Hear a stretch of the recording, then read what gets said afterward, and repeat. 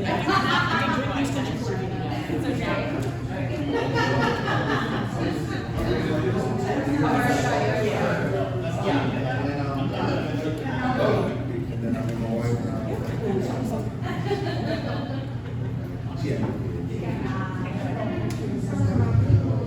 Good evening, everybody.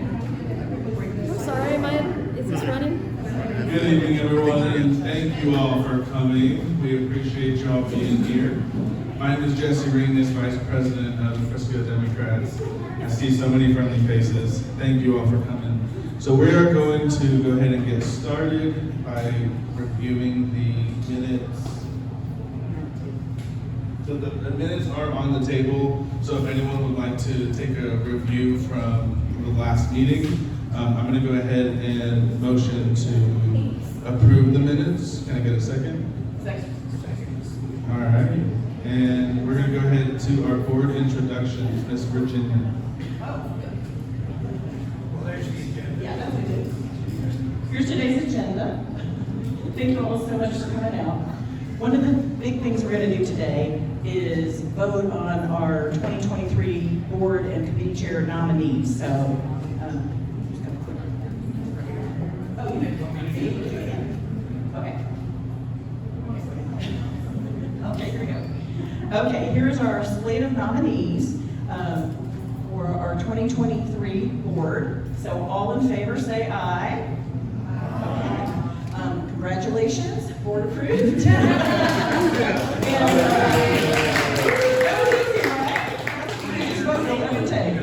Yes, and so now I'll go ahead and introduce the board. So our new president is Roy Rensenbrink. Our vice president is Jesse Ringnes. I'm sure a lot of you know Jesse. Our secretary is Vicki Rensenbrink, right over there. Our treasurer's not here, but she lead. And then I'm going to go ahead and jump on events and fundraising, Virginia Bergen. And voter outreach is Sharon Stark. And yes, yeah, everybody knows Sharon too. So anyway, I don't think any of our other committee chairs are here. But we also have some vacancies, so consider volunteering. And right now, it's my great pleasure to turn it over to our brand new president, Roy Rensenbrink.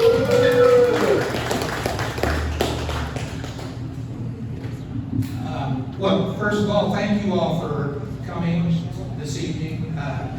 We had a monkey wrench thrown into our plans this month. Rudy's decided they didn't want to host us anymore, but they didn't tell us until a week ago. So Jake's is where they gave us the space, and we're very appreciative for them. So please eat and drink. Just a little bit about myself. Born and raised in the Cleveland, Ohio area. Was the son of a lifetime steel worker, and the Democratic Party was it in my house. Okay, so I'm very passionate. Of course, once I was of age where I knew what I was thinking, I decided that and became an educator that this party really was the party for me. Aligned with my values. I did 38 years of public education. I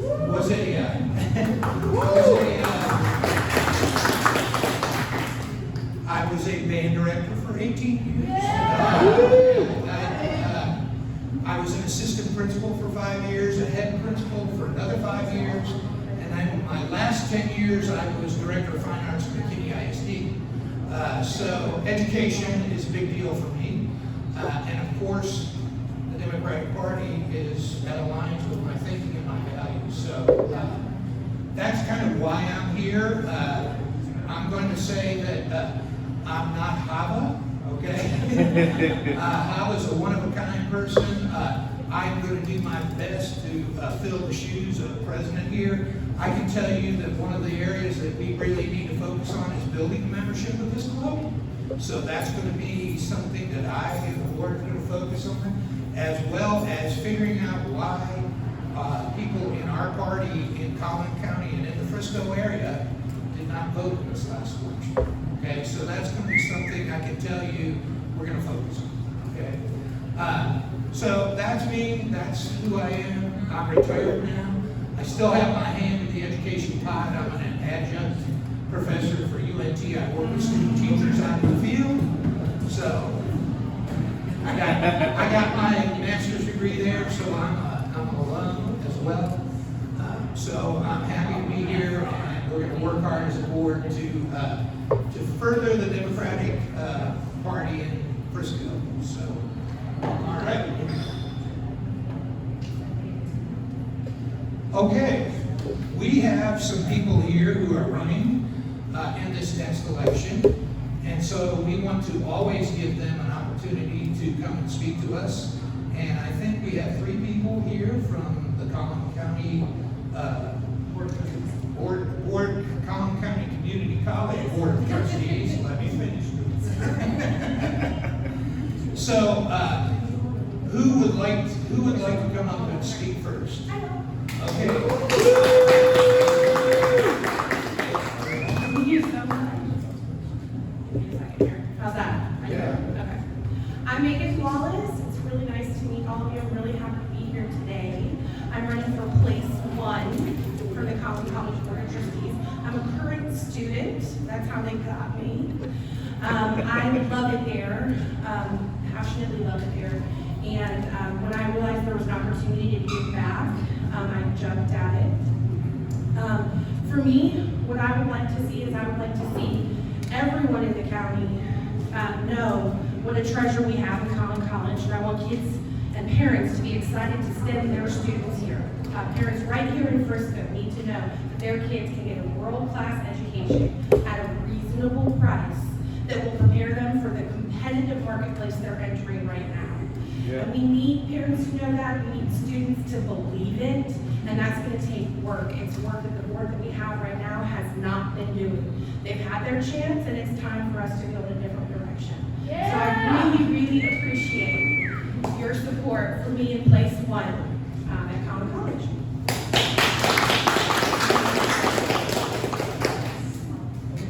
I'm going to hand you to Scott Coleman. He's running for place 2.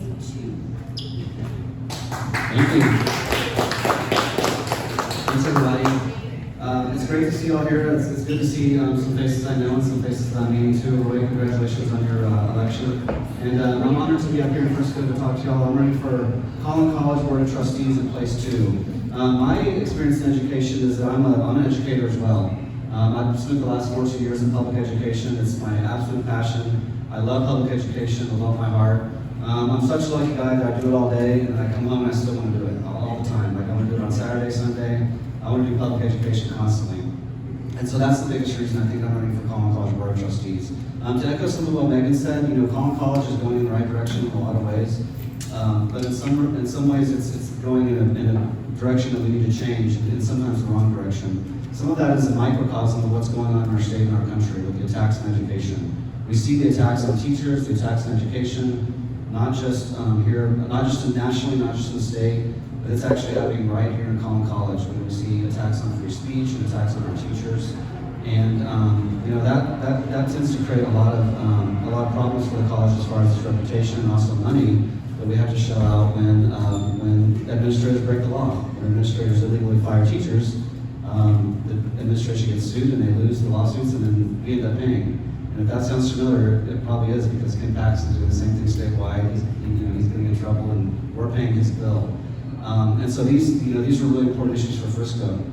Most of my experience in public education, I've done pre-K through 16, and most of my 16 area has been in dual credit, which is where high school students get college credit in high school. I don't know, do y'all have any kids? If y'all have kids, or y'all know people who do dual credit?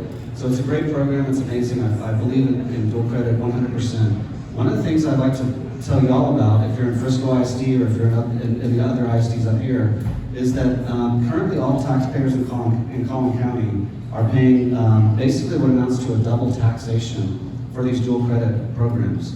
And basically what that means is, you pay your Collin College taxes on your property bill through a separate entity, right? So if you look at your property taxes, you have Collin College on there, and you also have your ISD taxes on there. It's two separate spots.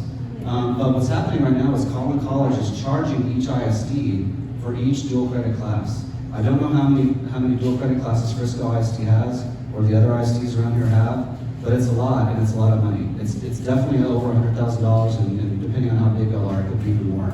So I want to eliminate that. I think the Coleman College should give that for free to all ISDs. Dallas College does give those for free to Dallas ISD. So the only reason they're charging you is because they can. That's the only reason. They don't need to be charging y'all extra money. It's already paid for with your taxes. So that's one thing I'd like to bring to every ISD, including the one up here. And then there's a lot of issues that Megan and I and Stacy want to solve. Finally, I'll mention that our third candidate, Stacy, she's not here today. I don't see her yet, but she's the incumbent. Okay, so we've already got a friendly person on this board. So that probably shows you just how winnable these races are. And we already got a Democrat, already elected 6 years ago, and now we just need a few more. Just need a few more people to make this board the way we want it to look like. So I just want to thank y'all in advance for y'all's support. Just thank you for y'all's involvement. Y'all are making democracy happen every single day. Eating burgers, that's alive, right? Making good democracy and eating burgers. So thank you all for coming, and I hope to talk to y'all soon. Thanks so much.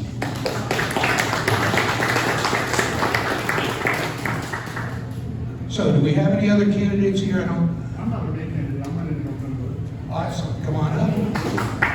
Yeah. Introduce yourself. Hi, everyone. My name is Bruce. I'm the young Democratic president of Coleman County. I'm running for Princeton City Council. I'm native actually to Frisco. I graduated from Frisco City. Graduated in 17. University of North Texas graduate.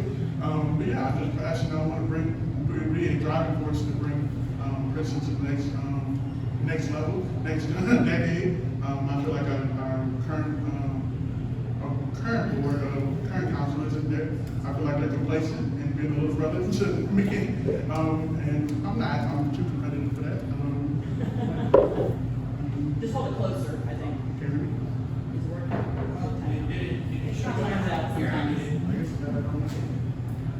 Speak loud, Bruce. Hey y'all. But yeah, I just feel like, we have to have a driving force, to bring Princeton to the next level and the next decade. And I feel like our current council isn't doing it. I feel like they're complacent. I just want to be able to be that driving force, the useful voice on that board. Cameron? Have a good one.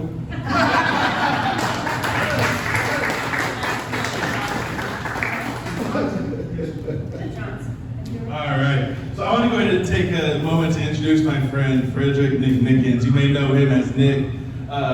We are going to have a conversation celebrating Black History Month, but I want to go ahead and give you a little bit of information. Frederick is one of the reasons that Beto was able to come to Frisco last year. With the help, him and Pablo worked diligently for months to make sure an event with over 5,000 people happened right here in Frisco, in North Texas. He is an educator, he is a veteran, he is a diligent leader, and I'm proud to call him my friend. So as he comes up, I also wanted to just mention Stacy is a really great candidate. I know she's not here, but I had the pleasure of meeting her at last Labor Day event, and she's someone who you can really get behind as a candidate for education. So thank you. Come on up. Boy, thank you. Wow. Man, how do I follow that? So, everyone calls me Nick, Frederick Nickens. I'm an educator. I work at Prosper ISD. I teach African American Studies and AP Psychology. So, being that I teach African American Studies, and I thought about what I was going to say when I came up about Black history. And we all know about the CRTs on attack, and people in Frisco know one of your school board members is he's out there. Yeah. He's a little bit out there. Yeah. And it's sad that we would target groups of people based off of history, right? History is what it is. It is what it is. And I thought what I was going to say, and here's what I want to tell everybody today. If you want change, we are the change, right? We are the people that are going to make the change around. The problem is we don't have enough people willing to step up to do that. People are scared, and I get it. There's economic reasons, there's this, there's that, and there's the other. But here's the thing what I would say. there was somebody 60 years ago that wasn't afraid, that has given me and Bruce and everybody else the opportunity to be in these positions. Someone marched with Dr. King. Someone got the water hose put on. Someone had the dog bite them. Someone got their head beaten. Somebody stepped out and was courageous enough to go, hey, I want to make a difference. And you know, they did it great to their lives, right? And then for us to go, and then I agree with you, Mr. President, we had, think about this. We are the second state in the Electoral College in the United States, right? And we rank somewhere around 47th in voter turnout. So let's put it in perspective. The DNC, the Democratic National Convention, just changed the orders of the primaries, right? Literally changed the orders of the primary, where who's going to vote where. The Republicans didn't do it, right? Iowa and New Hampshire still first, right? The Democrats said, look, why? South Carolina, you're going first. Why? Because they helped Joe Biden get elected. Flat out. Let's not sugarcoat it. That state kept him alive because he was dead in the water. He was dead, and then South Carolina stepped up and they put him over. They kept him in the race. We're the #2 state in the Electoral College, right? But to the Democratic Party, and I'm going to say this and people are not going to like it, it's almost like we don't matter. And here's the reason why we don't matter. Because we don't matter. Because we don't have enough people to show up to vote to make us matter.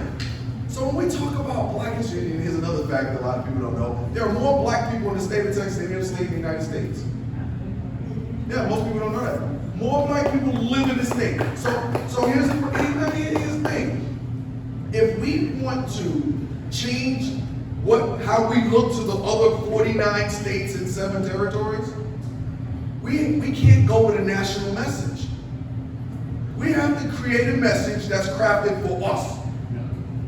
Collin County, let's go Collin County. We're the 6th largest county in the state. Now, also I forgot to mention, if you live in SDEC 8, your Senate, that's your Senate District 8, I'm your representative, male representative committeeman at the Texas Democratic Party, right? Myself and Ann Backus, who's the committee woman, right? So I sit on the convention and the resolutions committees for those, right? Resolutions committees, if there's no resolutions, we don't meet. Flat out, that ain't fun. Convention committee, we have a meeting next Thursday for 3 hours. It's gonna be 3 hours. They flat out told us in 3 minutes, we have to do the delegate selection plan because next year is a big election. It's a presidential. So we have to get the delegate selection plan ready. And I will tell you this, consider being a delegate, run. Because you get voted on by the people in the party, run for it. Because guess what? I'm gonna tell you, no secret, I'm gonna let the secret out the bag. I'm running for a DNC seat next year. I want to be a member at the DNC to sit in a room to go, hey, look, I get it. You guys have these great minds, these great thinkers, these Oxford and Yale and Harvard people, I get it. But you're not boots on the ground. Your message doesn't resonate to my community. And you're not going to strong arm us anymore, right, DNC, right? Strong arming us to create your message in our community. And I'm not the most popular guy sometimes I say things, and I'm going to tell you like this. I think it is. Reproductive rights, it worked in 2 states in this election, Michigan and Pennsylvania. That was it. Didn't work anywhere else. You know what worked right here? You know, I tell people, we're closer, and it's funny, Collin County is closer to Manchin Democrats than Ocasio Democrats. So what works here? Economics, infrastructure. Look out the window. You got stadiums, you got nice roads, right? We gotta keep that going. Right? If we want to stay viable, like Megan said, right? We want to get the college more money, right? And like Scott said, not having to double dip on people and give other monetary resources, gotta create them. We can't keep doing these things that we're doing and thinking that we're going to be viable. We're the 6th largest county in the state. But every time I go to a DNC or a TDP meeting, no one talks about us. Dallas, Houston, San Antonio, Nassau. You know, they talk about them, because why? Why? Because when it comes time to vote, they vote Democratic. They show up, they vote blue. We can't, it's not that Collin County is not a red county. It's not a blue county. It's a no voting county.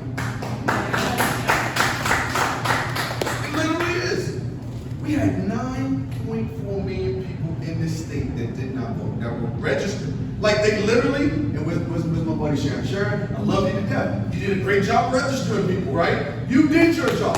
The rest of us didn't do our job.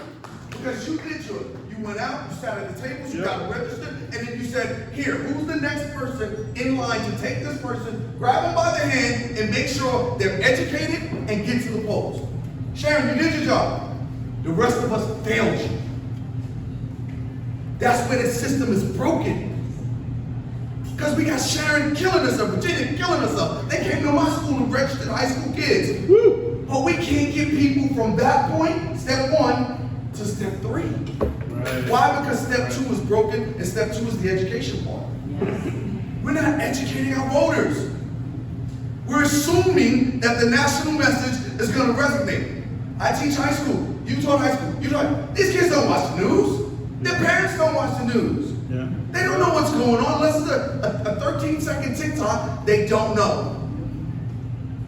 So we have to meet them where they are. Maybe we need to make more 13-second TikToks. I mean, we're laughing, but we have to meet them where they are because what we're doing is not working. Because 9.4 million people did not vote in this state. And then there was another 1.1 million who were eligible to vote who didn't even register. Think about that. And I'm not saying they were all going to vote Democratic, don't get me wrong. But let's say easy math, and I'm horrible at math as I'm a history teacher. 4 million of those would have voted, Beto would have won. 4 million, all we need was 4 million, Beto wins. He's governor of the state. Literally. And I'm tired of people going, well, the Republicans did this, the GOP did that. You know what? We knew they were going to do it.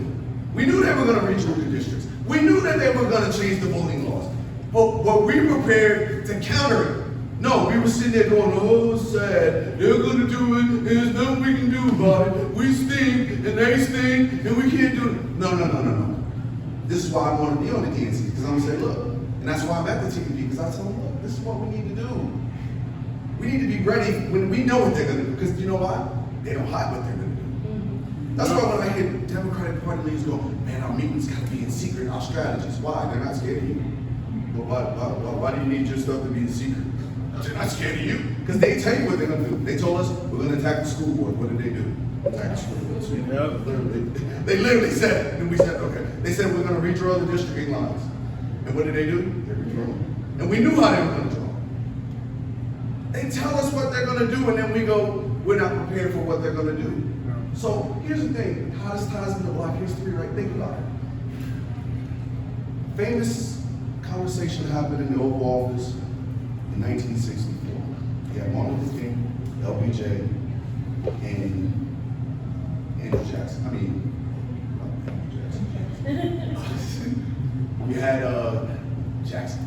So you had him sitting there, and he said, I want to pass a Voting Rights Act. And LBJ said, no, I just gave you the Civil Rights Act. And he said, make me do it. And King looked over and said, I'm going to make you do it. Who are we going to make do what we want to be done? Who's going to look Abbott in the eye? Who's going to look Paxton in the eye? Who's going to look Dan Patrick in the eye? And go, I'm going to make you do it. There's a funny part. We have people that are trying, but guess what? They don't have a battle. They don't have their gang. Yeah. We got to be their gang. And we got to start to figure out how to get people out to vote. Yeah. I'm glad that we have you two and you two running, right? That's great. Glad Bruce is running in November. But we're already behind the power curve for the primary next year. Because we're not cultivating, we're not developing, we don't have candidates ready to go. We don't have a bench. We can have all the Michael Jordans in the world. But Michael Jordan didn't win championships until he got the right bench. We don't have a stable. We don't have people ready, lined up, willing and able to go forward and be ready. We should be, this is March, right? February's over, this is March. The next primary is in March. 12 months. How many people do you know, don't mention names because I know some people actually that I just can't say. I'm sorry. How many others do you know in conversations that you know are going to run in November? I mean in March for the primary? I know 4, right, that are running. But here's the funny part. None of them are running for Texas House seats or anything. And I know Texas is not up for seats, but they're not getting ready. Because if you're going to go unseat Angela Paxton in 4 years, or Frazier, or Leach, or Commissioner's Court, right? We got to start getting those people ready now. We got to get their ground ready, their infrastructure ready. We got to get them ready. We got to get them talking to donors. We got to get them talking to people now. So they're household names. So when they do put their name in, it's like, oh, I know Bruce. He's coming 99 of my events already. Not Bruce, let me Google him. I gotta figure out who he is. And this is my last thing I'm gonna say also. And I think this is critical. When someone steps in a race, we vet. We should. But we can't hold them against them because we say they used to be a Republican. That's a sore spot for me. Because here's the thing, in 2016, there were a lot of teachers that voted in the Republican primary. You wanna know why? Because there was a measure on the Republican primary ballot about teachers.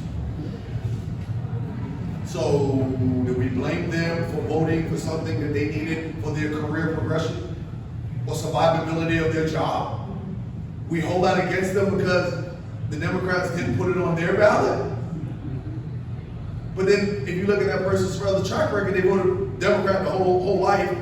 They said, hey, I need to vote in this one because it was about union dues. 2016 was about union dues. And it was very big that teachers, because we need a union. We need protection. So a lot of teachers voted in the Republican primary. Not because they were Republicans, because it was for their livelihoods. So stop doing it. After we vet them, talk to them, not just vet them online. Sit down and have a conversation. Look them in the eye, and then you'll know what's in someone's soul when you look them in the eye. And then you go, okay, good or bad at that point. And that's what we have to do. One, here's your homework. You know me, I like to leave it. One, we need to start sitting down now, and I'm available for any clubs and anything. Sit down now and figure out how we attract the candidates that we want. Like Jess, bless your heart, you ran to 65, right? 66, sorry, 66. 66. All right, here's the thing. And I tell you what, after the election, I actually sent all the candidates a Google form. And I said, hey, what went wrong, what went right, what da-da-da-da-da. They all filled it out. And I sent the findings out to everybody. I sent it out. County party didn't do it. Right. County party didn't do it. I'm not gonna sugarcoat. County party didn't do it. Nope. But we did it. We have the notes. So now when the next Jess comes along for 66, we got to figure out what's going to be the best candidate for 66, 61, 67, right? We got to find the best candidates and go, hey, this is the person we want now. And then here's the other thing, and I know it's going to make people mad. We got to stop wasting money on these primaries if we don't have to have money on the primaries. Well, it's hard enough, we can't raise money anyway. Democrats can't raise money in this county. So why do we send 4 people to a race, 3 people to a race that we know is going to go to a runoff, and it's going to be more money, and the GOP's just sitting there laughing, going, they're going to be broke by the time November comes around. We don't have to do anything because they don't have any more money. They're tapped out. There's so many things happening. We're losing money. Like, I don't know, so PepsiCo and Coca-Cola, when they give money to conventions for the parties, they give it equally. So if they give 25,000 Republicans, they give 25,000 to the Democrats. They're not giving any money this year because they don't want to give to the Republican Party. The Republicans knew that. They did it on purpose when they started talking crazy because they knew it would dry up our funds. They said, oh, yeah, we'll say these crazy things. These companies that are kind of neutral won't give us any money. Won't give anybody any money. It doesn't hurt us. It hurts them. You see, that's smart. That's strategy. It's deranged, but it's a strategy. We don't have that. If you want to beat your enemy, you gotta almost become the enemy. What they say about cops? Anybody police officer? Who makes the best cops? Crooks. Because they think like they do. We gotta become the crooks. We gotta become the best cop. We gotta think like the crooks. So do your homework. We gotta come up with a strategy that works for us, not for everybody else. Collin County, right? You know, Collin County strategy, and then we have to start implementing it yesterday. So we need to sit down, and I'm going to be calling on the presidents and the vice presidents to come together of the clubs, and we're going to sit down and figure out who needs to be where and what job. Now, there's some groups already doing it. Some other groups are doing it, and they're doing great jobs at the city council stuff for this May election. And I've been sitting in those meetings. We're going to do it for the HDs and the CDs. And we're gonna do it for those races so we can be ready in March. And we go, hey, when somebody comes up at the last minute and goes, well, I'm gonna jump in the race, we go ahead, because you're not gonna get the support, because we've been cultivating this young man or young woman for the last 11 months. We know this person, they know the ground game, they know the strategy. You can jump in the race, but you're not gonna get the infrastructure support that this person is gonna get, because this person has been vetted by everyone. The collective, not Nick, not the Prez, not Bruce, not Scott, the collective. Thank you.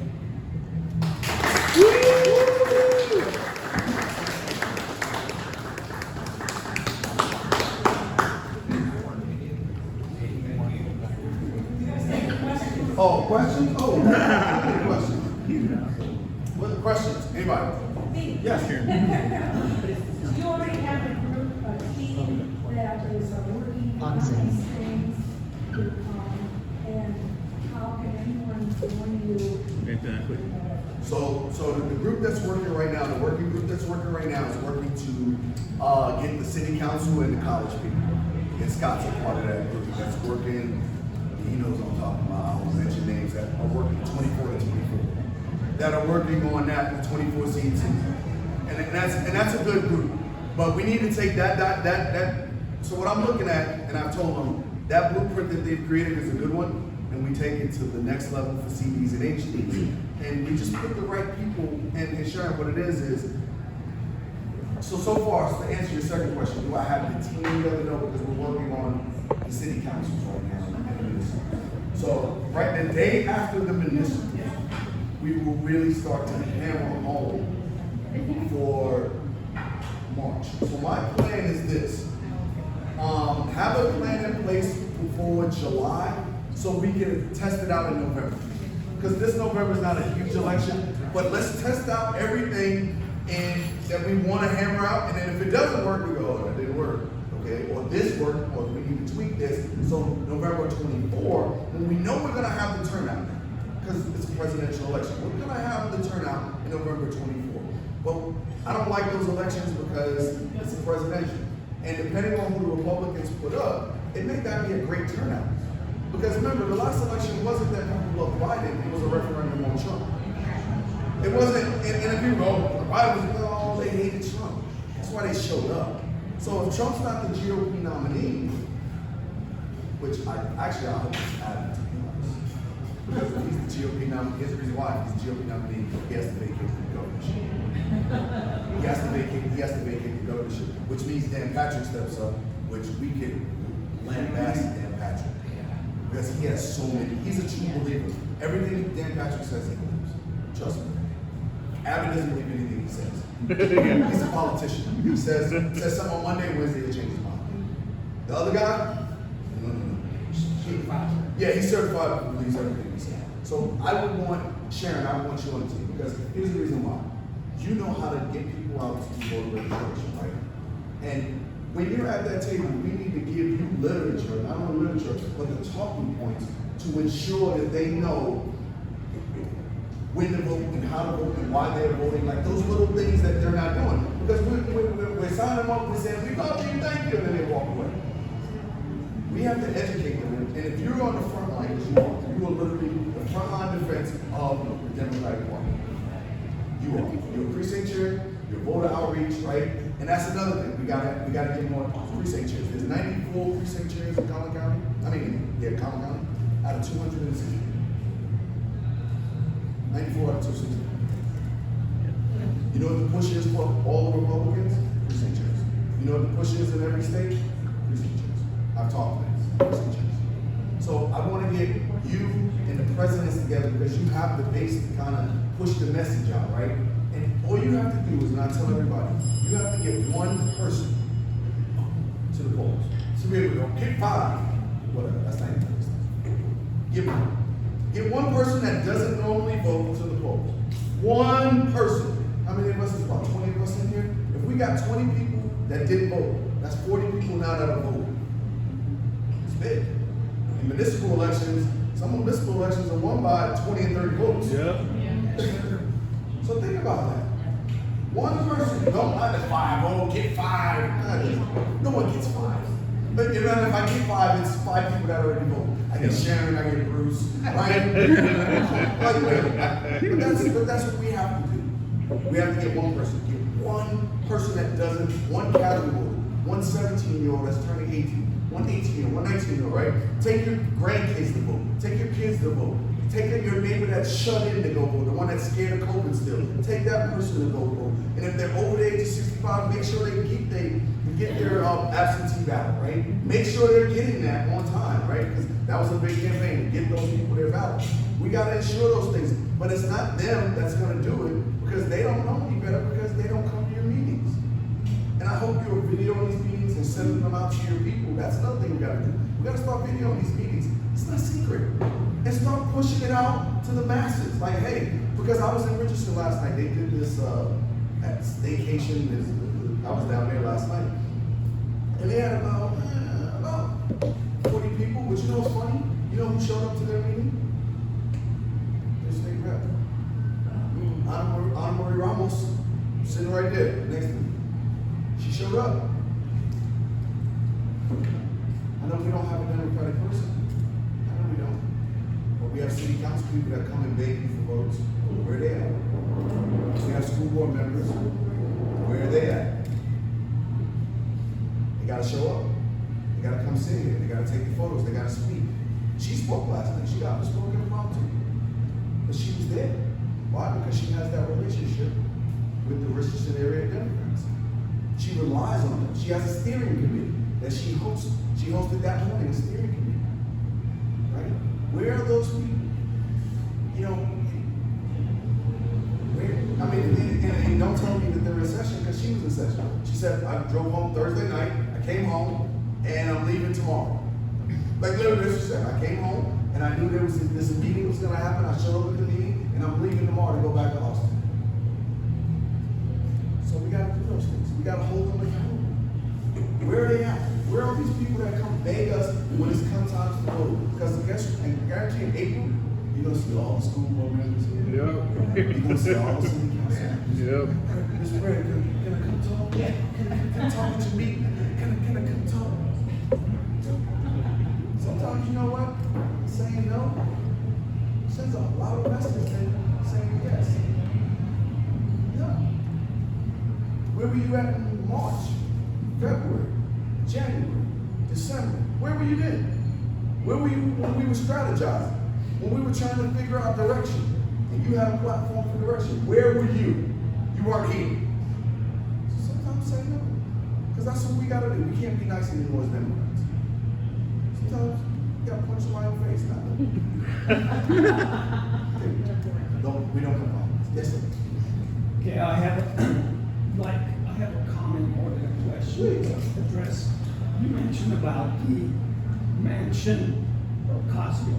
I think that's the gist of the problem that we have in Texas, is that the Republicans have done a great job to keep us divided because we have issues that are all important. We have immigration. Some people will go out and vote on immigration issues. We have the women's rights. Some people will get the vote out and go out and vote. You got book bannings that gets people upset and they vote on that. But we can't seem to come together as a unit the Mansions and the Ocasios in Texas to address all the issues that affect us all, because they have done a great job of providing, unless it affects me, well, that's your problem over there. And I've seen this.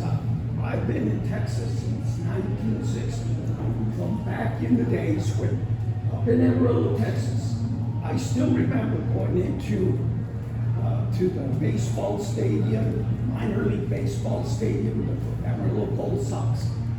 I did not even know when I walked in there that there was colored restrooms and white. I was confused. I said, which one am I supposed to go in? There was a black high school, only black school. I was thinking that I was in 1960 in those days. We made tremendous gains by the civil rights movement that affected us all. Somehow, by the way, we dropped off. I got the things that I wanted. Now, it doesn't matter if you have a problem over here. That is the key, in my opinion, that we have to learn the message of how we unite all of the interests that we all have, the Mansions and the Ocasios in Texas. You know what's funny? Thank you. So I talked to one of the SDC members that was from the border, around the border. You know what she said? She said, in fact, she said, I wish everyone would stay away from the border. She said, there's only 2 jobs down the border. And the rest of us who don't live near the border don't really understand this. And I was like, huh. She said, either you're agriculture or you're border patrol. Yeah. She said, that's the 2 jobs. She said, now here's the thing. She said, if we change the border policy, both of them are going to lose their jobs. She said, if you open the border, right, Border Patrol loses their job. I was like, oh. She said, if you close the border, agriculture gets hurt. And I was like, she said, I wish everyone would stop talking about the border and leave us alone. And come to talk to people who live on the border and ask us what we want. Because the rest of us, we don't live our border's Oklahoma. So that's why when we're in meetings and they talk about the border, I just shut up, unless we're talking about Oklahoma. Because I have no skin in the game. I don't understand, right, what goes on down there. And I would say this about the message. We have 2 messages that work here in this county. And they both begin with, one begins with I, one begins with E. Inflation and economics. Right? And the third, infrastructure. Because what? In March, in a couple days, end of the month, somebody's going to be unhappy with this 380 bypass. Either the city of Prosper is going to be really mad, or the city of McKinney is going to be really mad. And if I'm a bad man, the city of Prosper is about to be really mad. Yeah, because TxDOT, or NTT, TxDOT, excuse me. TxDOT only gave 2 options. McKinney's going to win because there's this little company called Raytheon that said, if you do it, we're going to do something. And Raytheon is McKinney's #1 employer. So infrastructure always works here. What are we talking about? We went straight to what in this last election? Reproductive rights. We didn't talk about infrastructure. That's what we should have spoken about. Infrastructure, right? Think about it. I live in Melissa. I live in a food desert. By definition, I live in a food desert. There is no grocery store in the city of Melissa. 0. We have almost 30,000 people and no grocery store. Think about that. We have to drive 7 miles to McKinney or 6 miles to Anna. Food desert. In Melissa, one of the highest tax bases in the county, has no grocery store. That's crazy. That's infrastructure. I live, and my wife just walked in, so she'll laugh because we just switched internet providers. We were with AT&T. We've been in Melissa almost 9 years. And she has a friend of our family friend who used to work for AT&T. So he comes to our house and we're having a barbecue or something. He's like, hey, your internet stinks. I was like, yeah. He said, let me call a friend of mine at AT&T. Then he calls the guy on the phone and he's doing the IP numbers and all that stuff. And the guy busts out laughing. On the other end, the AT&T guy busts out laughing. And I go, well, why is he laughing? He goes, they're like 2 steps from dialogue. They haven't laid the cable for 5G or fiber optics in Melissa. And they're like, we're gonna get to you in like 4 years. It's Starlink. So no, I switched, we went to Optimum, and they're better. But here's the problem with that. That's infrastructure. 4 years ago, I met Jeff Leach. He's the state representative for House District 67 now, right? So I was in a meeting with him, and everybody was hitting him about guns and abortion and healthcare, and he was just like, no. I said, I got a question. He said, what? I said, I live in Melissa, you don't represent me. At that time, he was 7. I said, I have stinky water. And he said, this is what he did. He rolled up his sleeves, he said, that's a really good question. Let's talk about that. And then he said something really dumb right after that. He said, well, the water district meets secretly. And I said, aren't you the representative? He goes, yeah. So if you as the state rep can't go to the meeting, who am I to go to this meeting? He goes, well, they meet secretly. I was like, once again, are you not the representative? How are you not going into this meeting to make sure my water's not stinky? And then he couldn't enter. That's infrastructure. It affects us all. I don't care if you're Republican, Democrat, black, white, short, tall, fat, skinny, stinky water, clean air, electricity, roads. That affects us. Like I'm about to complain to my mayor because we're friends with our mayor now, right? I come out the back exit to my house and there's a big pothole now. It's getting bigger every day. It's my tires, my axle, struts, and all those other things, right? That's infrastructure. That's how we come together on simple, common things that bring us together. Infrastructure and economy. Everybody wants to be able to be comfortably eat and drink and have money and all that good stuff, and we want to be able to ride on good roads and have good air. Imagine that, right? And any Republican, that's how you question them. You challenge them. Say, so you don't want clean water? I'm not asking for anything out of the ordinary. You tell me, I don't want to be Jackson, Mississippi. I don't want to be Flint, Michigan. Yeah. Say, if that's what you want, put them on record. Say, oh, you want to be Flint, Michigan? And they go, well, no. Well, so let's fix the water together. I'm willing to work with you on that. Let's put all that other stuff aside, right? And then when they don't do it, now we have the ammunition to come out to the voters and go, well, I wanted to work with him to get you good roads, clean water, good electricity, and they said no. Why are you voting for them? That's how we have to frame it. That's what brings us together. Those 3 things. Economy and infrastructure. Let's go with those 2, right? Economy and infrastructure bring us together. Stop all other stuff. Either you're for Bush or you're against it. There's no middle ground in there. Like there is not one of those areas where, well, I'm okay on Monday with it and Tuesday I'm not. Like, so why are we arguing about something that we know there's not going to be a solution at this moment, right? Now, here's the thing. Once we get in power, then we change it. If you want to change it, fine. Well, we got to be in power to change it. Yeah. Arguing with the people in power, you're not going to change anything. Right. But I would not criticize our own party or some of the issues because that works on the division part. That's what they want us to do. They want us to see, oh yeah, see, that's the enemy. See, oh no, this one, if you're in this camp. And so they're real good at that. I'm not criticizing. What I'm doing is calling them out. Yeah. I'm calling out the party going, hey, if you're the party leaders, Jamie Harrison, DNC chair, Ocasio Manchin, you're the leaders, right? We elected you to lead us, right? Representative government. And you 2 are so far out there, right, that you can't even be in the same room. That's sad, because who's affected? Us. So if we don't make them pay, and how do we make them pay? By voting, right? We have to make them pay. We have to make them go, you stink. I want you to talk to him. I want you to talk to her. If not, we're going to vote you out.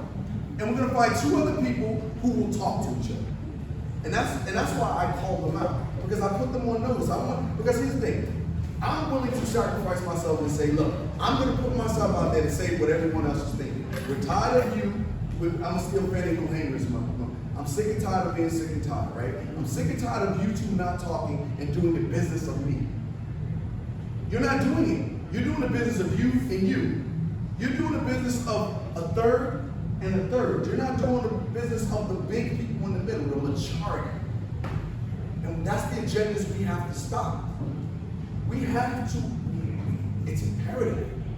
It's almost criminal now that they're not talking. It's the agenda of me, not the agenda of we. And until we do that, we're going to be in trouble. So, How do you cultivate young talent when it seems like it's a countywide party when it comes, a countywide divide when it comes to like age? Because like I'm 24, like so it seems like I'm the youngest in the room by like 40 years every time. Like no offense, but like I'm the youngest in the room by like 40 years. You know? And so it's always that divide where, oh, you're too young to run for office, but I'm not too young to take a life in the army. And so I don't understand, why I can't voice my opinion when it comes to issues in my community, and it just seems like it's that divide. I think you should voice your opinion, but here's what I say. There's a way and a method to do anything. And I think both sides are wrong. I'm gonna tell you why. I think the generation that's in power, that's in there, and that's been there, no one wants to be kicked to the curb. No one wants to feel that they're not viable. Right? No one wants to. That's human nature. I think the younger generation has to come in a way that's a little bit less threatening. And then I think the older generation has to be a little bit more open. And I think that's what it is. Everyone goes through their corner and they tighten up. No, you're not gonna get rid of it. I think we have to do what is called each one teach one. I believe in that. I believe that there should be, so here's my thing. If there's a county chair, there should be a young person who's in the age of 18 to 25-ish that should be shadowing that county chair right now. Not in official capacity. Come in. We're gonna, you're educated. We mentor people, right? We the new teacher that walks on in the building, come in. You get a mentor. Yeah. Automatically, you get a mentor. Come on, let's talk. You're with me for the full year. Hold on to my pocket. You're with me for the full year, and I'm gonna teach you the ropes. And then in the next year, you grab somebody, a new person, and you bring them along. We're not doing it because someone comes in and goes, "You're old. Get out of my way." Well, yeah, I'm gonna dig my heels in too. I'm gonna dig my heels in. Yeah. The younger people there has to be that mentorship. If we had that mentorship, it'd be less threatening. And then here's the other thing. When someone's been around for a while, guess what? Guess what they have that this person over here doesn't have? Knowledge and experience, right? Because that's important. You retool that person. You put them in a spot where they can be better used. You don't say go away. You say, yeah, I got a better position for you. But that problem with that, Bruce, you gotta have competent leadership. You gotta have competent leadership to stand there and go, hey, this is what we need to do. Because if not, you have people just arguing and dividing, and I agree. We have to cultivate the bench for the future, right? And who's better to cultivate the bench for the future? But the people that are in position right now. But they're not doing it because I'm a threat because you threaten me. Instead of saying, hey, let's sit down and talk about it, because you gotta have a competent leader in the room that goes, hey, come on, you're gonna work with him, you're gonna work with her, and I'm gonna teach you how to be voter protection, right? Sharon has what Sharon knows about voter protection in her pinky, right? Seriously, the rest of us wish we had in our whole body. I would go to Sharon and put a younger person with Sharon and say, I need Sharon. Look, you shut up and listen to Sharon. I need you to become Sharon without becoming Sharon, right? I need you to be Sharon and learn what she knows. And then Sharon's just working and then they create that relationship, right? And then eventually Sharon goes, you know what? I'm cool. I don't want to go post on Facebook now. I know you got it, and I can trust that you have it because I've trained you and I've showed you everything that I've known along the way. And this is where we don't skip a beat. So with Sharon, right now, and this is no knock on Sharon, it's because we don't have competent leadership. If Sharon decides to go she hits the lottery and goes on vacation around the world for the next 2 years, we're screwed. You're laughing, Jerry, but we are screwed. Yeah, like, I'm dead serious. We got Virginia, thank God, but she's gonna take Virginia with her. So we're doubly screwed. We have a leader. So what happens then? Now we're starting all over again because we didn't have competent leadership in the room. That competent leadership to say this is the plan that we need to have. That's why. Competent leadership. It all starts at all levels, right? From the lowest level to the highest level, you gotta have that competent leadership. And we do not have it, in my opinion.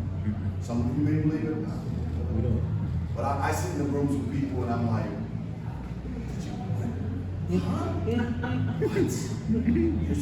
I want to just stand there and go, you're dumb, but I feel like a professional. Just sit there and go, wow. That's the thought pattern that you're doing. Like, this is why we lose. And I literally write down, I go, in my book, if you ever watch me read my notes, I go, this is why we lose. I literally write down. Because they say things, you know, we're educators. In education, we do the same thing. When something fails and you're sitting in the room and you go, I see why we scored bad on that test. You literally go, we scored where we were supposed to score. But that's what we have to do. So I need you all to become delegates. I know the next convention is El Paso next year. If you can make it to El Paso, show up in El Paso. It's a presidential one.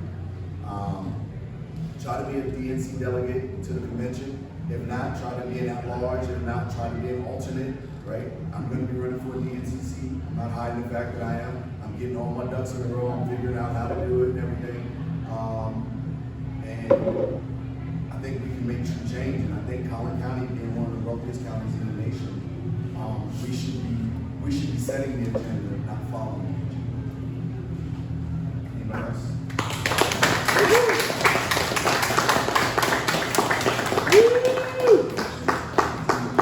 Anytime you need me, I'm here. I love Frisco.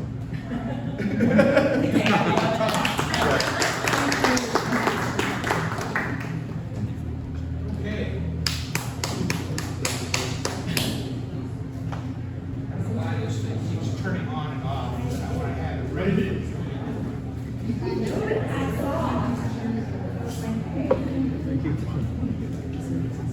Okay, this is it's going to take just a second for us to swap out laptops. Okay, so talk amongst yourselves.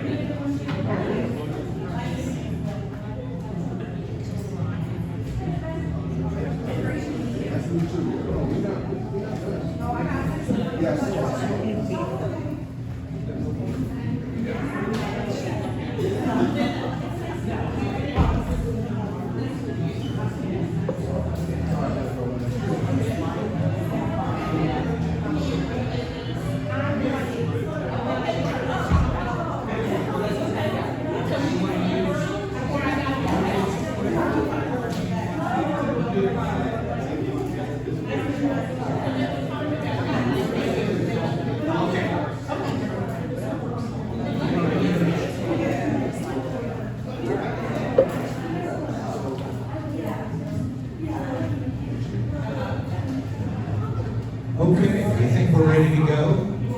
I want to introduce to you Kenneth Horton. Now, Kenneth came at the beginning of the month when we had our Frisco Democratic breakfast meeting, which happens on the second Monday of every month, by the way.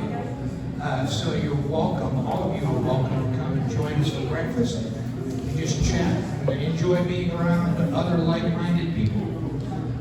So she came and she got the word that we were having breakfast, and she wanted to talk to us at that breakfast about a problem that was near and dear to her heart.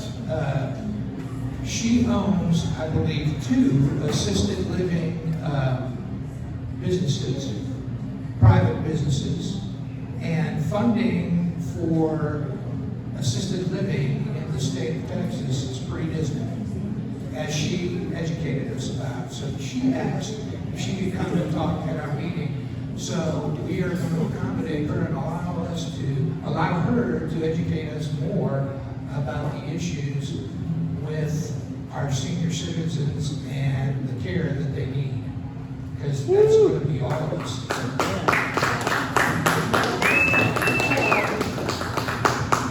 Thank you for allowing me to speak about something that's passionate. I'm so close to it. That's passionate to my heart.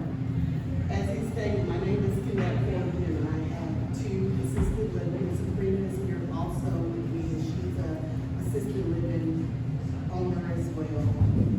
And we, I don't know if you know this, but assisted living is something that 80% of Texans are going to need in the next few years. There are about 10,000 people monthly that are retired, and only 20% can provide private pay. And 80% of us rely on something, some state or federal program.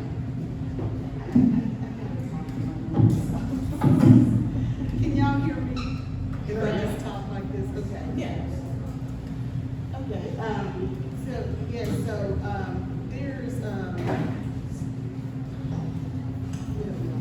just wasn't like that, sorry. Assisted living homes are categorized, they're licensed through the state of Texas. All assisted living homes, you have large ones, you have small ones. What the problem is with the funding of Medicaid. A lot of assisted living facilities, on an average, cost is about $4,000 a month. $4,195. That equates to a daily rate of $131. Well, we have Medicaid Start Waiver Pro members. They're paying us $20.58 a day to provide care for those members that are on the Medicaid waiver program. That's the Medicaid reimbursement rate. That's what Medicaid says, hey, these people who can't afford private pay, which is not a big fraction of people that can afford $4,000 out of pocket. And when you pay that money, that's for your medication management, you watch to and from your doctor's appointment, your ADL, assisted with dressing, medication management. It's for a lot of things to keep you out of the nursing homes into the community. That's basically what assisted living homes are for. You're not ready to go to that other level of care in a skilled nursing facility. So, as a result of that, the HHSC, which is Health and Human Services Commission, contracts with managed care organizations, which is called MCOs, like Superior, Molina, United Care, so forth and so on, depending on what area you're in. And when they contract with them, the MCO contracts with the providers, assisted living, to provide services for individuals that are on the Star Plus waiver program. The Star Plus waiver program, again, guys, is only for people who qualify. You have to qualify financially. Are you guys familiar with Medicaid and Medicare? Most people, it's kind of a backward system, because if you worked all your life, you pay your taxes back, you get Social Security, which gets you Medicare. Well, we're not going to talk about Medicare, because Medicare doesn't pay for anything when it comes to assisted living home. It's only Medicaid, so you have to qualify for that. So once you qualify for Medicaid, Medicaid now in the state of Texas is managed through MCOs, like she said, Medicaid care organizations. From there, if you want to go into the assisted living home, the MCO comes out to the assisted living home and conducts a survey, assessment.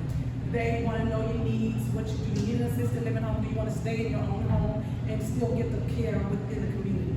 Because that's Medicaid is based upon that now. However, once they come out and do the assessment, and you meet, and you go to your doctors, all kind of stuff behind the scenes I don't really know about. But once they gather all that information, they send that to the state. The state then takes that, do that calculation. Once they determine the level of care that you need, it comes out to what they call a RUG level. And the different RUG levels determine the type of reimbursement that the state is going to pay the assisted living facility. And our particular RUG level at this particular time, and I think it came out in December of 2022 or September, and it says residential care non-apartment rate is $20.58. If you are an apartment type, then you can get as much as $47.02. However, we believe that is inaccurate as far as assisted living. We believe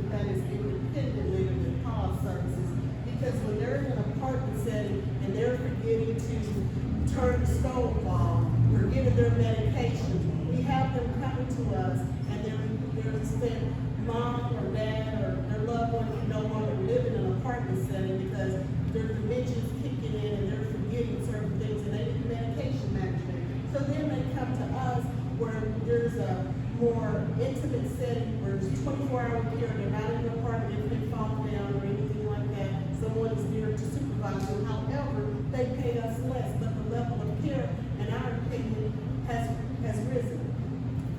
So what we're advocating for is for legislators to ask Health and Human Services to update small assisted living reimbursement rate. Because how can we provide food, medication assistance, 24-hour supervision for $20 a day? And to redetermine the structure rate because the focal point should be on the individual and not the structure of a building, whether they're in an apartment or non-apartment, because adequate care remains the same. Yep. Also, we're asking for an increase in drug levels straight across the board because of inflation. Food costs, wages have gone up post-COVID. In addition to that, we're asking for the MCOs to be more transparent with ISP because we were able to obtain an ISP and we saw that in this particular individual case, the amount was $71,000 and some change, and we were only allocated $7,000 for the entire year. So where is the other $63,000? Where's that being allocated to? And we're asking that at least we get 30% of the allocated funds that Health and Human Services has given authorization to the MCOs. We want 30% of that $71,000 at least. And what happens if this continues is small assisted living can't provide basic care. Some providers, such as myself, are marketing to private pays because we can't afford to accept the Medicaid bid. How can we manage? Also, there will be a population of people without assisted living because again, 80% of the population depends on some type of state or federal fund. Who's going to be there to take care of those individuals? And finally, about 10,000 people a month are retired. So it's going to be a fluctuation of people that we can accommodate. And guys, I'm gonna add, just to, in layman's terms, let's say Connect has an apartment and I have a single family home with both licenses. We both have to go through the same fire alarm systems. Everything is the same. From the fire alarm system, the 24-hour care, to food, to medication management. Whatever Connect does, I have to do it myself. Let's say Connect gets your mother needs assistance with dressing, bathing, cooking, and transportation to the doctor. Connect may get paid $70 and I'll get paid $20 for the same care because the state sees me as a non-apartment, but I go through the same exact Rules and regulations. that she does. That's our problems. In our license states assisted living facility, it doesn't state non-apartment. Across the board, I'm the same as she, I just have a different structure. A building structure. And to be quite honest, we give better care than the larger facilities because the ratio of employees, sometimes if I'm in my facility, it's 2 to 6 residents. So there's a 1 to 3 ratio versus a large facility, it's about 10 to 15. They have to take care of the whole hall. So who gets the better care? Yes. So is that a state decision that distinction between those two is the structure? They're passing the buck. HHSC overall is the one that gives the certificate, license and set the rates. They didn't allocate the money, like she was speaking of the $71,000, they allocate that to the MCO. The MCO said, hey, we asked for the high reimbursement rate. Talk to HHSC, they make the rate. HHSC, no, talk to the MCO. They're the one, we don't get to discuss that. So we're trying to figure that out ourselves. And I just received an update from another provider, And in the email, it stated it came from HHSC, and they stated that in that email, it basically stated that we're receiving the correct rate, which is $20.58, and we reached out and filed a complaint with the HHSC, and we also went to our legislators, and they contacted HHSC, and they basically reached out to the NCOs, and the NCOs reached out to us. And so, on the 23rd, we received a letter from HHSC, one of the other providers who filed a complaint, and it basically said that we were getting the correct rate of the $20, and that, based on the MCOs, and that, the case has been closed. Pretty much. So,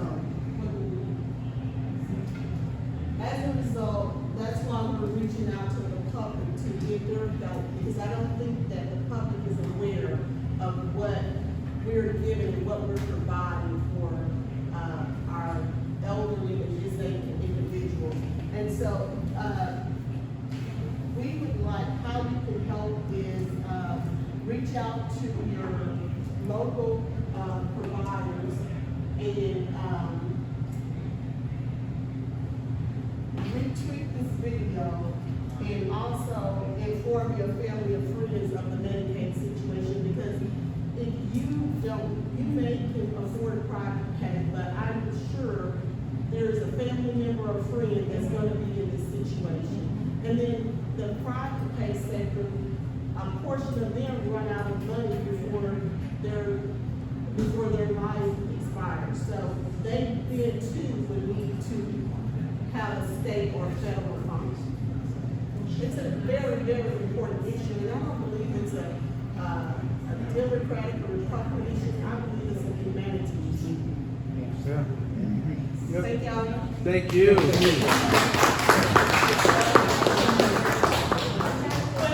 HSC, state or federal agency? That's a HHC is state, they're guiding the new CMS, which is still Medicaid, Medicare. Yes, you have a letter that you can share with us, and we can send any kind of things, so we can write information in it. Absolutely.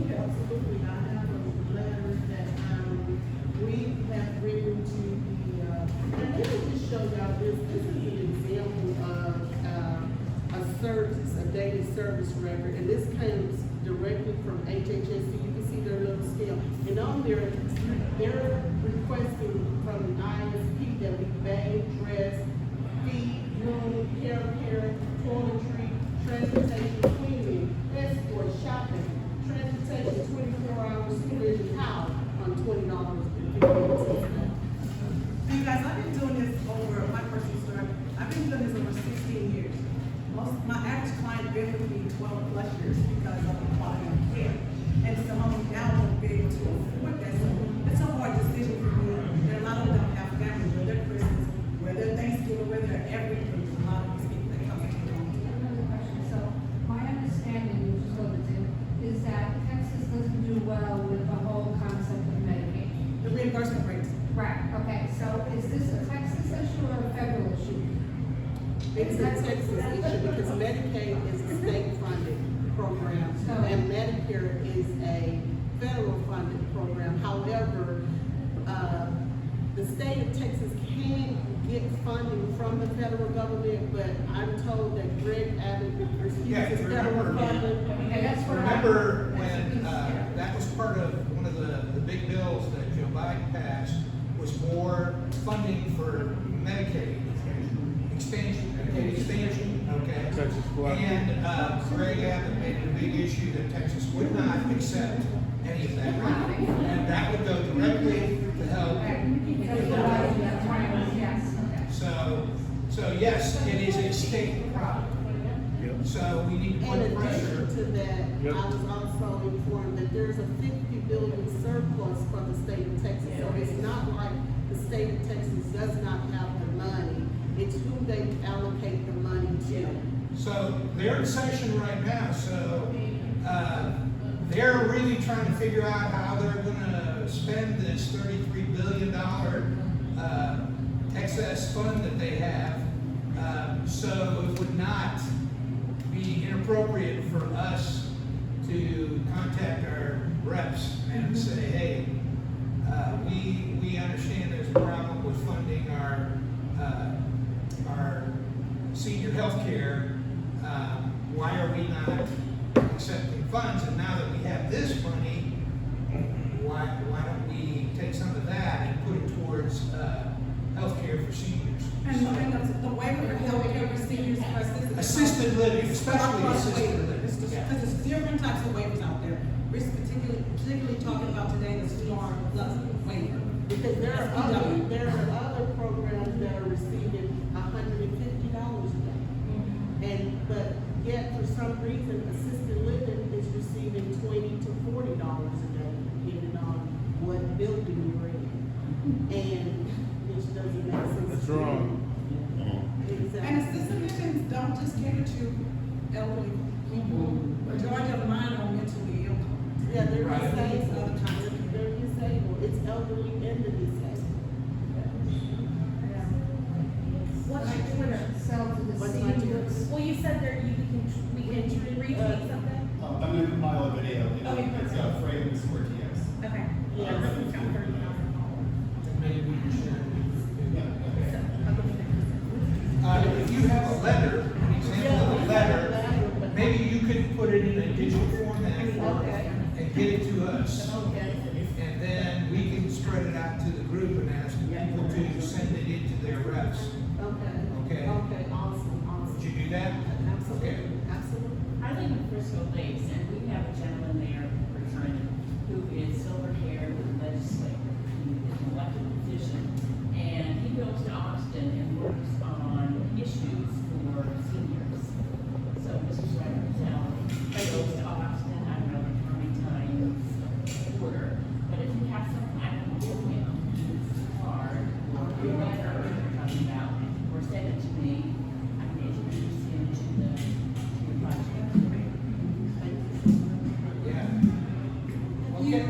talked to anybody in TV? No, but we have reached out to Roy West's office, and he has been working with me, Vince, Lebanese, I don't know, excuse me if I mispronounced his name, but he has been working with me, and he was supposed to give me a call on Friday afternoon, and I yet to receive it, but I'm gonna give him a few days, and then I'll reach out to him again, but other than that, from my personal experience, that's all I've gotten is that they're working on it. Are you talking about media? Yes. Like channel, every one of our major network channels has a reporter that goes out and reports on things that just aren't right, and are people that are having problems getting things. To me, this sounds like a perfect venue to, research. I don't know if you guys have gotten that far yet, but that would be a great place to. We thought about it still, this is all new for us, so we're. Okay. We're doing around right now. Yeah. You can reach them through Facebook Messenger, because that's what happens with me. I was. Yeah, she was on. She's a star. Well, yeah, but I had to see the same issue that he was reporting on. I sent him a message via Facebook Messenger. He got back to me in the interview. Wow. Yeah, that's something we consider as senior coverage. We also consider going to the senator's office and in numbers and getting our complainer issue heard. Do you guys have an association that you all belong to? Yeah, Torch, Texas Organization of Residential Homes.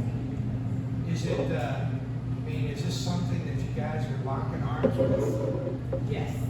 Okay, well, that would be a good group to get together and, like you said, go down and sit and demand We need some Republicans to champions too. Yeah. The senior issues, there are a lot, so we're from Frisco Lakes, and it's a 5-year-old community, and the majority are Republicans, they're not Democrats. Right. So if you can hit that now self-serving and get people to support them, that's what you want to do, in addition to coming to things like this. But in the meantime, So we just was like, our kids are tired, what do we do? So when we reached out to HHS, they said that it's a legislation issue. And so we reached out to, our local representatives and we really haven't gotten anywhere. And I just said, I think, and that's why, and I thank y'all for welcoming me. I looked and I saw that y'all were having breakfast and I live in Frisco, but my homes are in other areas and so forth and so on. And I reached out and Frisco Democratic Club welcomed me with open arms and I really appreciate it. absolutely. Well, get us a letter that we can distribute to our membership and, we'll do what we can. All right? Sure. Thank you, guys.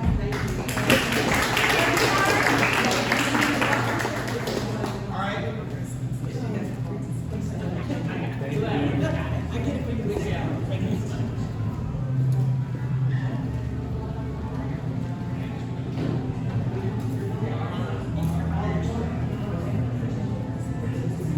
So while the laptops switch over, we do have some t-shirts in the back. If anybody would like to grab a FGC t-shirt, I think we have some of those that say, come and take it with the guy reading on it. So there's some options if y'all would like a t-shirt. Can we get one more round of applause for our guest speakers?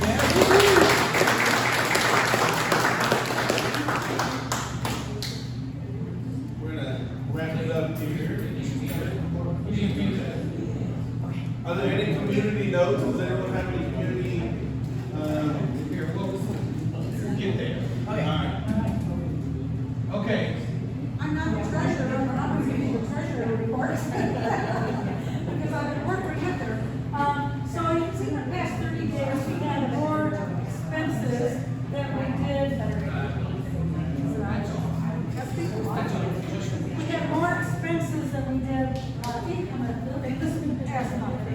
But we have things that reoccur annually, for example, our fee to have our website and our post office box, our mail, our email software that helps us get emails out there, and a few other things as well. So that's part of what we have, and then we had to pay one of the bills from last fall from the Beto event. So that hit us this month as well. And so that's why we have a little more outgoing than incoming this month. But we also need to get folks to renew their membership, because that's where part of our incoming money comes from. And we've only had 50 renew since the beginning of since late last fall anyway. So if you have been a member before and you haven't renewed, please renew. And go out and beat the bushes with your friends and get them to come, okay? We sure would like to increase the membership of this organization and get more people involved and educated. So please, if you haven't joined, do that. Oh. If you haven't joined, and you can, and I think it's on your table as well. Scan that QR code. Scan that QR code and join, okay? Another plug for membership. Okay, right now, yes. Oh, I just wanted to say, if anyone didn't know this, if you take a photo of the QR code and then just open it in your Photos app, you can just click on it and it'll take you to that website too. I did not know that.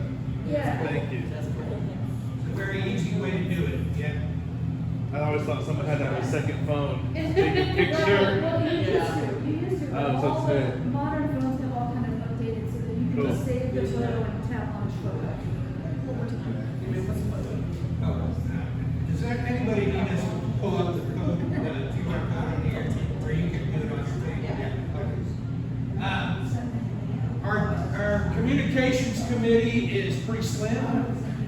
We need volunteers, and we do not have a chair for that committee. So we are looking for somebody who would be willing to help out with QR codes and communication. So if that's you or somebody you know, encourage them to volunteer for us.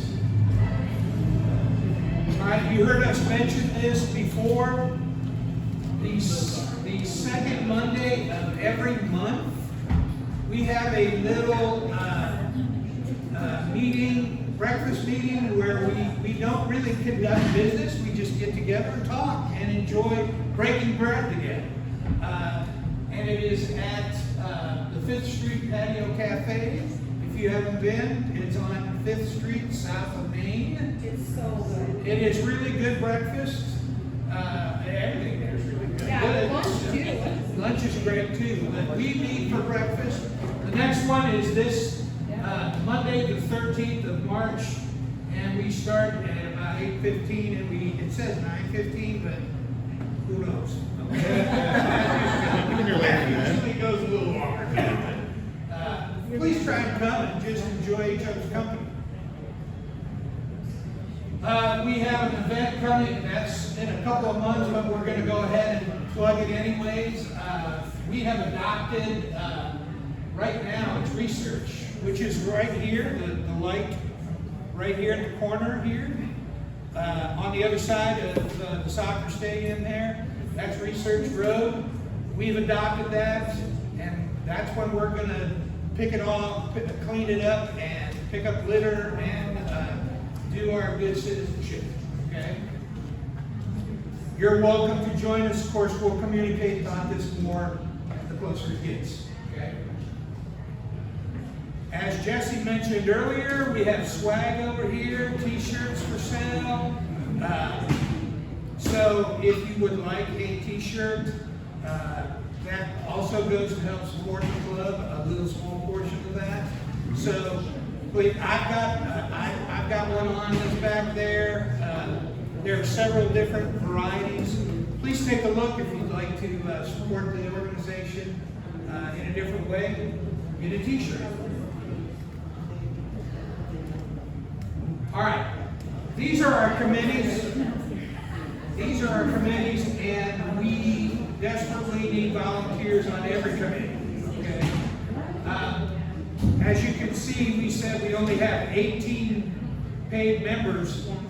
That doesn't go very far with committees.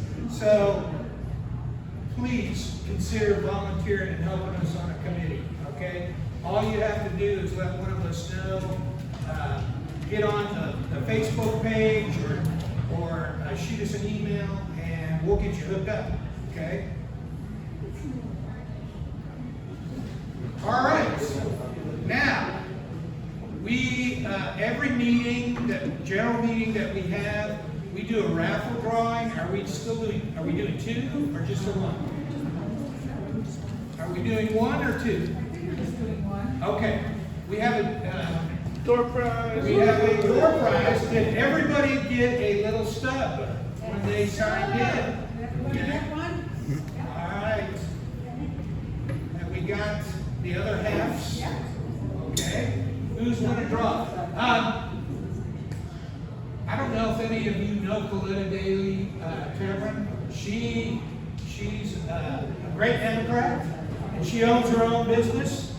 And she, when Vicki contacted her and asked her if she'd be willing to donate a door prize, she jumped at it. So she is going to donate a $25 gift certificate to her business, and that's what we're going to draw for.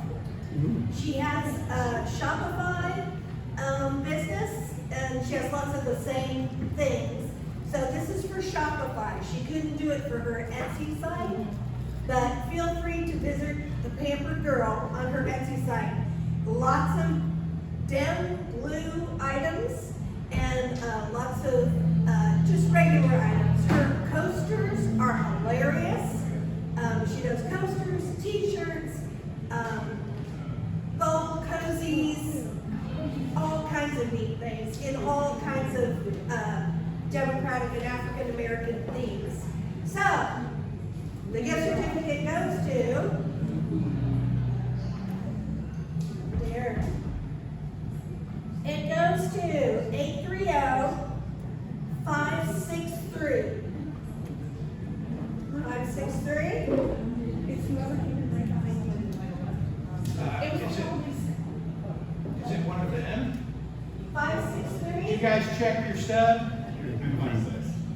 It's whoever came in behind me, because I'm 2, and that was probably Okay, well, All right. all right, we get to draw again.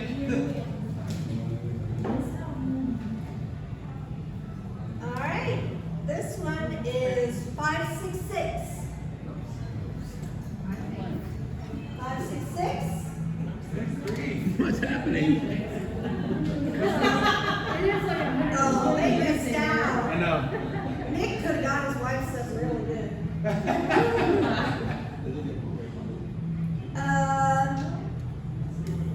568.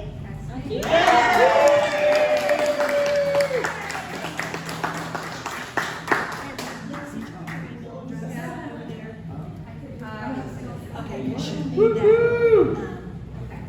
But be sure to check out the Pampered Girl on Etsy or Shopify. Really cool stuff. You'll really enjoy it. And she's a great Democrat. I met her, registered voters.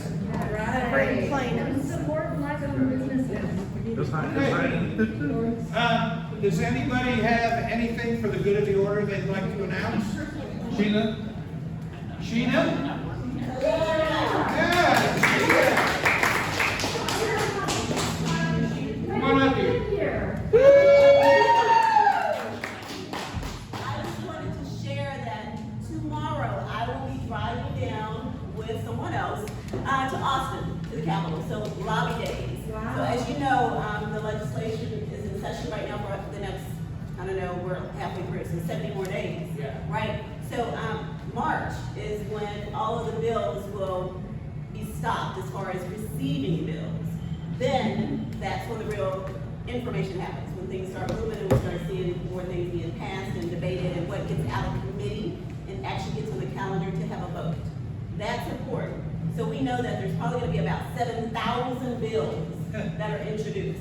Probably not enough of them will be dedicated to the senior concern that we just talked about. Yep. There's tons that are dedicated to some other craziness. We need the right focus on the right bill. So I am taking time off to make sure that I go down and make my voice heard, and I want to make sure that your voice is heard too. So I've asked Coletta, thank you. So she has a letter that's already ready to go. And so what I wanted to share is if you guys would like to read this letter and if you feel supportive of this letter, I am visiting different legislators tomorrow to talk about gun safety. I'm visiting to talk about voting rights and some other issues. So I'm going out to legal women voters as well as Moms Demand Action, but I am happy to also hand a copy of this letter to our legislators in the Collin County area. And if you are willing to sign this as a constituent, that carries a lot of weight.